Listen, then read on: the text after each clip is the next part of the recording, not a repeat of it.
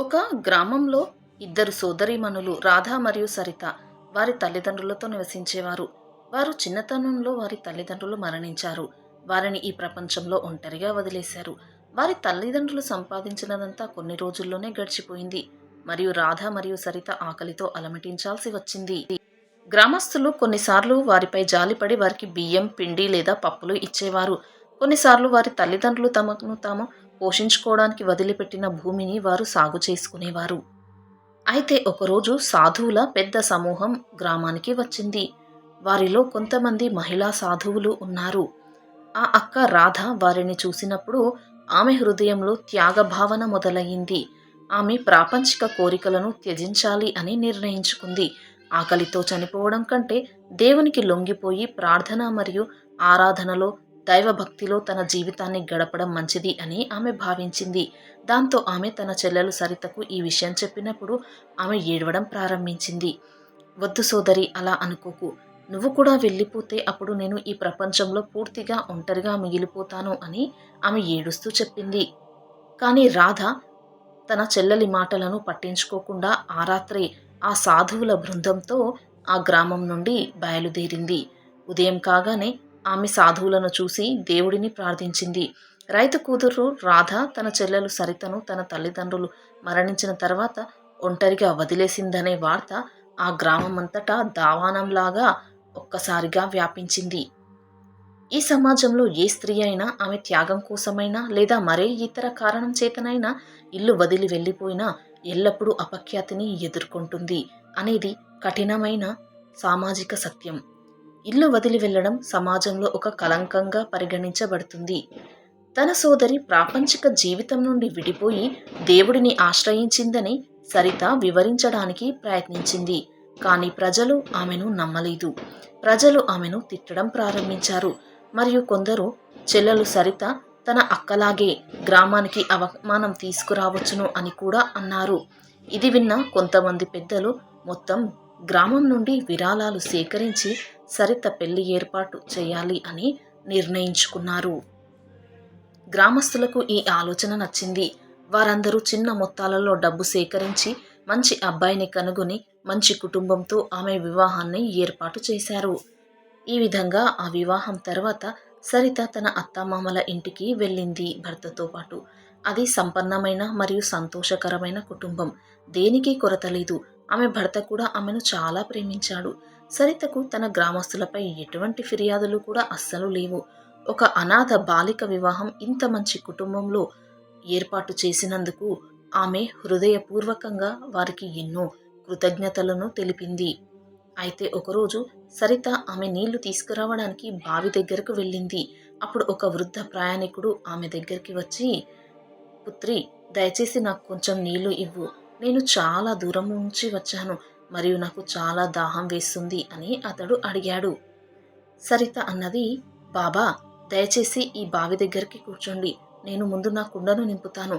తర్వాత దాంట్లో నుంచి నేను మీకు కొంచెం ఇస్తాను అని అంది.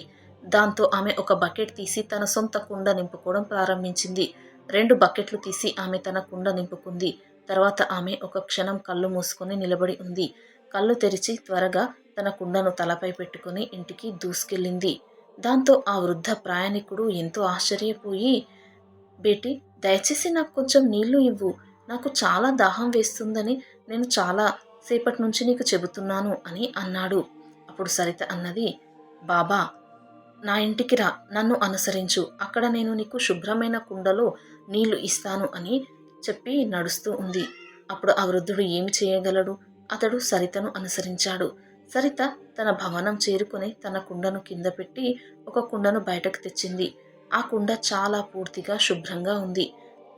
అయినప్పటికీ ఆమె ఆ ప్రయాణికుడి ముందు ఆ కుండను పూర్తిగా శుభ్రం చేసి దానిని నీటితో నింపి ఆ తులసి మొక్క చుట్టూ పోసింది. తులసి మొక్క వేళ్లకు ఒక్క చుక్క కూడా పడకుండా జాగ్రత్తగా నీటిని పోసింది. అలా పోసిన తర్వాత ఆమె కళ్ళు మూసుకొని ఆ దేవునికి కృతజ్ఞతలు చెప్పి, ఓ ప్రభు, నేను ధన్యురాల్ని, నా గౌరవాన్ని కాపాడావు అని అన్నది. తర్వాత ఆమె ఆ కుండను తిరిగి తీసుకుంది. అలా తీసుకొని ఆమె ఆ కుండను మళ్ళీ నీటితో నింపి ఆ ప్రయాణికుడికి అందచేసి, ఇదిగో బాబా, నీ హృదయానికి నచ్చేంతగా తాగు ఇప్పుడు అని అంది. అదంతా విని ఆ ప్రయాణికుడు ఆశ్చర్యపోయాడు. ఆ కుండను చేతిలోకి తీసుకుని, "నువ్వు నాకొక రహస్యం చెబితేనే నేను తాగుతాను" అన్నాడు. "నువ్వు నీకు ఇష్టమైతే ఆ బావి దగ్గరే నేను నీళ్లు అడిగినప్పుడు నువ్వు ఇచ్చి ఉండాల్సింది. కానీ నువ్వు నన్ను ఇంటికి రమ్మని అడిగావు. నేను ఇంటికి వచ్చిన తర్వాత కూడా నువ్వు నాకు అసలు వెంటనే నీళ్లు ఇవ్వనే లేదు. మొదట నువ్వు తులసి మొక్క చుట్టూ నీళ్లు పోశావు. అప్పుడు ఆ తర్వాత నువ్వు నాకు నీళ్లు ఇస్తున్నావు. అయినా నువ్వు తులసి మొక్కకు దాని వేళ్ళ దగ్గర నీళ్లు పోసి ఉంటే అది అర్థమయ్యేది నాకు. కానీ నువ్వు వేళ్ళ దగ్గర ఒక్క చుక్క కూడా పడనివ్వలేదు. ఆపై నీ గౌరవాన్ని కాపాడినందుకు దేవునికి కృతజ్ఞతలు చెప్పావు. అసలు రహస్యమేమిటి?" అని అడిగాడు ఆశ్చర్యంగా. అప్పుడు సరిత నవ్వుతూ చెప్పింది, "బాబా, ఈ రహస్యాన్ని నువ్వు అర్థం చేసుకోలేవు. అర్థం చేసుకున్నా కూడా నువ్వు నమ్మవు" అంది. ప్రయాణికుడి ఆశ్చర్యం మరింత పెరిగింది. దాంతో అతడు చేతులు జోడించి, "పుత్రీ, దయచేసి ఈ రహస్యం నాకు చెప్పు. లేకుంటే నేను అశాంతిగా ఉంటాను ఆ రహస్యం తెలియక" అని అన్నాడు. అప్పుడు సరిత ఆ వృద్ధుడిని శాంతింపజేస్తూ, "బాబా, నేను చెప్పేది జాగ్రత్తగా విను" అంది. "నేను ఒక కుండలో నీళ్లు నింపి తులసి మొక్క చుట్టూ పోయడం మీరు చూశారు. కానీ ఒక్క చుక్క కూడా వేళ్లకు నేను చేరనివ్వలేదు. నేను ఇలా ఎందుకు చేశానో మీకు చెప్తాను. నాకు రాధ అనే అక్క ఉంది. ఆమె ఒక సాధువు జీవితాన్ని స్వీకరించింది మరియు ఇప్పుడు సాధువుల సమూహంతో ఒక గుడిసెలో ఆమె నివసిస్తూ ఉంది. కానీ ఈ ఉదయం అందరి సాధువుల గుడిసెలు కాలిపోయాయి. నేను బావి దగ్గర ఉండగా నా సోదరి గుడిసె కూడా కాలిపోతుంది అని నేను గ్రహించాను. కాబట్టి నేను ఇంటికి పరిగెత్తి తులసి మొక్క చుట్టూ నీరు పోశాను. ఈ తులసి మొక్క నా సోదరి రాధను సూచిస్తుంది. దాని చుట్టూ నీరు పోయడం ద్వారా నేను దూరం నుండి నా సోదరి గుడిసెలోని మంటను ఆర్పాను" అన్నది. ఇది విన్న వృద్ధ ప్రయాణికుడు ఆశ్చర్యపోయాడు. దాంతో అతడు ఇలా అన్నాడు, "మీ సోదరి చాలా దూరంగా కూర్చొని ఉంది ఎక్కడో. మరియు మీరు ఇక్కడ మీ ఇద్దరి మధ్య చాలా దూరంగా ఉన్నారు. ఇంత దూరం నుండి ఎవరైనా ఒకరి గుడిసెలో మంట వస్తుందని ఎలా తెలుసుకుంటారు? దానిని ఎలా ఆర్పగలరు?" అని. అప్పుడు సరిత చెప్పింది, "బాబా, మీరు నన్ను నమ్మకపోతే అక్కడికి వెళ్ళి చూడండి. మిగిలిన అందరి సాధువుల గుడిసెలన్నీ మండుతూ ఉంటాయి. కానీ నా సోదరి గుడిసెలోని మంట ఆరిపోయింది" అని. ఇది విన్న వృద్ధుడు సరిత నుండి రాధ యొక్క చిరునామా తీసుకుని అక్కడికి బయలుదేరాడు. అతని యొక్క ఆకలి మరియు దాహం మాయమయ్యాయి.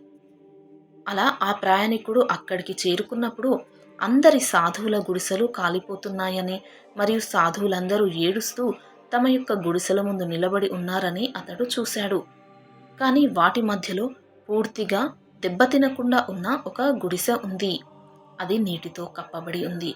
అతడు లోపలికి వెళ్ళాడు మరియు అది చల్లగా ఉంది మరియు అందులో అగ్ని వేడి యొక్క జాడ అస్సలే లేదు. లోపల ఒక అమ్మాయి ధ్యాన భంగిమలో నిశ్శబ్దంగా కూర్చొని దేవుడి యొక్క నామాన్ని జపిస్తోంది. ఆ వృద్ధుడు ఆమెకు నమస్కరించి, "అందరి గుడిసెలు కాలిపోతున్నాయి. కానీ మీది చాలా సురక్షితంగా ఉంది. అది ఎలా సాధ్యం? ఎందుకు జరిగింది?" అని అడిగాడు. అప్పుడు ఆ అమ్మాయి మెల్లిగా కళ్ళు తెరిచి నవ్వి, "నా భక్తి శక్తి వల్లే నా గుడిసె కాలిపోకుండా ఉంది. నాలోని సత్యమే నా గుడిసెను తగలబెట్టింది" అని అంది. ఆ వృద్ధుడు ఆమెను తిట్టి, "నోరు మూసుకో. నీ సొంత డబ్బా చెప్పకిక్కడ. ఈ అద్భుతం నీ చెల్లెలు సరిత దయ వల్ల జరిగింది. ఒక సాధువుగా కూడా నువ్వు ఇంత సత్యాన్ని కూడా సంపాదించలేకపోయావు. కానీ నీ చెల్లెలు కుటుంబం యొక్క జీవితాన్ని గడుపుతూ ఎంతో భక్తిని పాటిస్తుంది మరియు ఎంతో సత్యాన్ని ఆమె కలిగి ఉంది. ఆమె తులసి మొక్క చుట్టూ నీరు పోసి మీ గుడిసెలోని మంటను ఆర్పేసింది" అన్నాడు. ఇది విన్న రాధ స్పృహలో నుంచి మేల్కొన్నట్టుగా అయింది. ఆమె అరిచింది, "బాబా, నా చెల్లి ఎలా ఉంది? ఆమె ఎక్కడ ఉంది? ఆమె చిరునామా మీకు తెలుసా? నాకు దయచేసి చెప్పండి.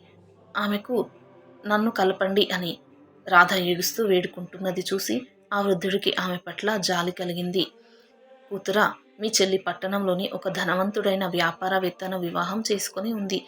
ఆమె అక్కడ ఒక రాణిలా నివసిస్తుంది. ఆమెకు దేనికి ఏమిటికీ లోటు లేదు. కానీ చూడండి, కుటుంబ జీవితాన్ని గడుపుతున్నప్పటికీ ఆమె చాలా సత్యం మరియు భక్తిని సంపాదించింది.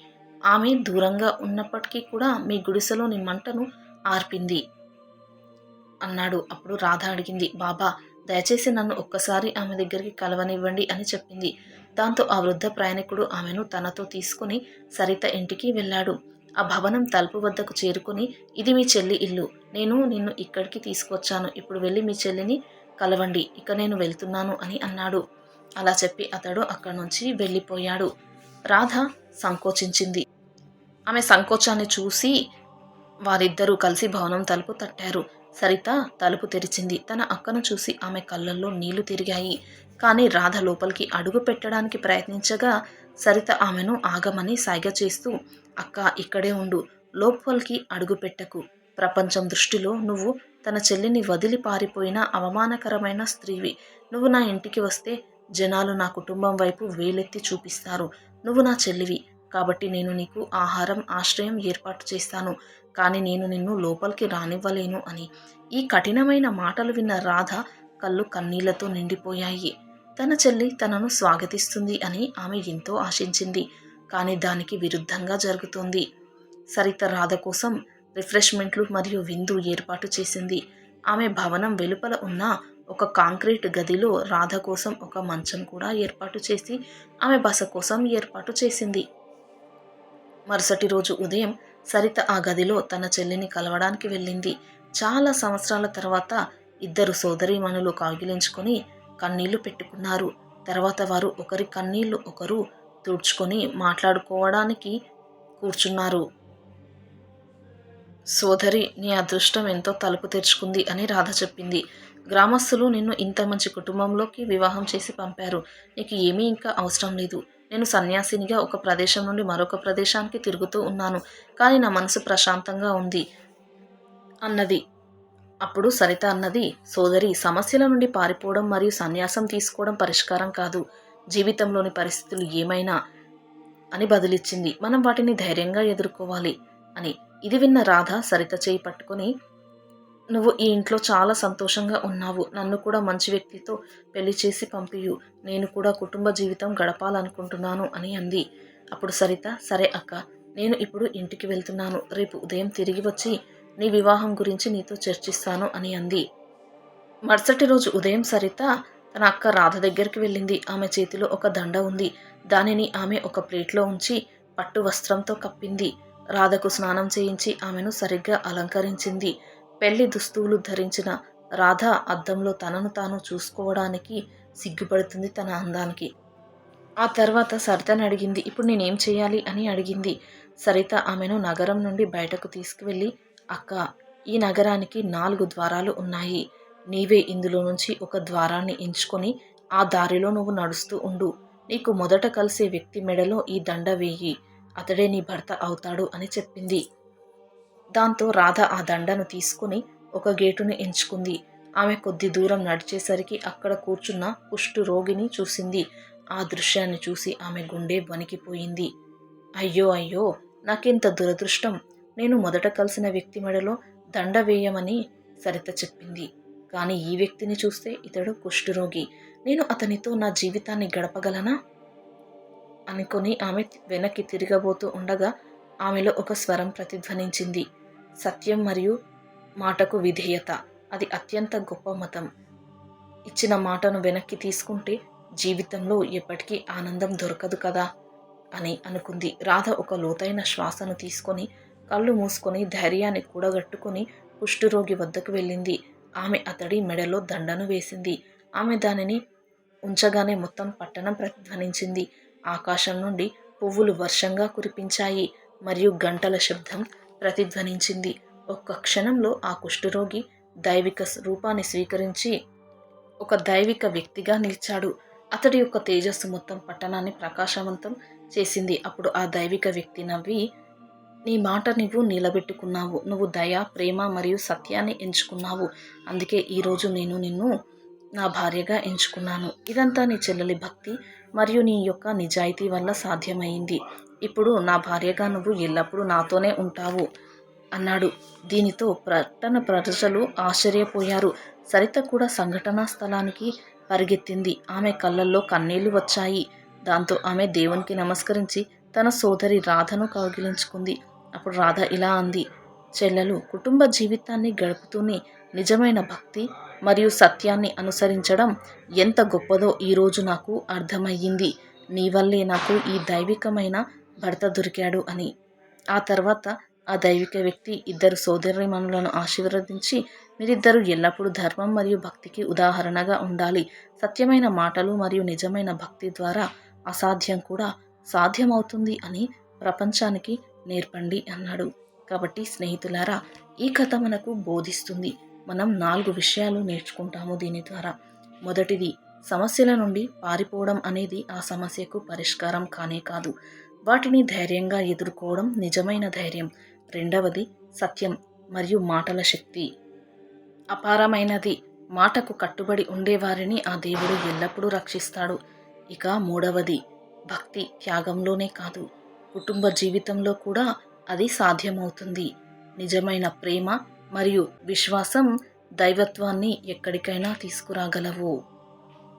ఇక నాలుగవది, దయ మరియు త్యాగం ద్వారా మాత్రమే అద్భుతాలు జరుగుతాయి. కాదంటారా?